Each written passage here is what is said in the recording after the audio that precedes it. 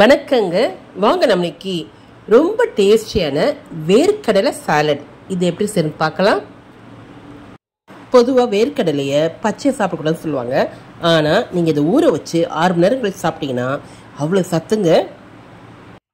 6 மணி நேரம் ஊறின வேர்க்கடலை பித்தம் கொடுக்காதுங்க. இப்போ வேர்க்கடலை வேக வச்சுக்கலாம். ஒரு 4 விசில் அடிக்கட்டுங்க. ஊறின வேர்க்கடலை அதேமாதிரி வேர்க்கடலையோட வெல்லம் சேர்த்து சாப்பிட்லாங்க. இப்போது வேர்க்கடலை வெந்துருச்சுங்க. இதை பாத்திரத்தில் சேர்த்துடலாம். டயட்டில் இருக்கவங்க காலை டிஃபனுக்கு எடுத்துக்கலாங்க. இப்போ கருவேப்பிலை கொத்தமல்லி சேர்த்துக்கலாம். பச்சை மிளகாய் பொடிசா நறுக்குன்னு சேர்த்துக்கலாம். கேரட் துருவினது சேர்த்துக்கலாம். கேரட்டுக்கு வாசனை தரதுக்கு கருவேப்பிலை வச்சுருக்கேங்க. இதை தாளிக்கலாம். இப்போ இஞ்சி சேர்த்துக்கலாம். 2 தக்காளி சின்னதை நறுக்கி வச்சுருக்கேன், அதையும் சேர்த்துக்கலாம். இப்போ அது கூட தேங்காய் துருவல் வச்சுருக்கேங்க, அதையும் சேர்த்துக்கலாம். உங்களுக்கு எவ்வளோ தேவையோ அவ்வளோ சேர்த்துக்குங்க. இப்போ வெங்காயம் சேர்த்துக்கலாம். இந்த டிஷ்க்கு தேவையான உப்பு சேர்த்துக்குங்க. எல்லாத்தையும் கலந்து விடலாம். இப்போ ஒரு தாளிப்பு சேர்த்துடலாம்.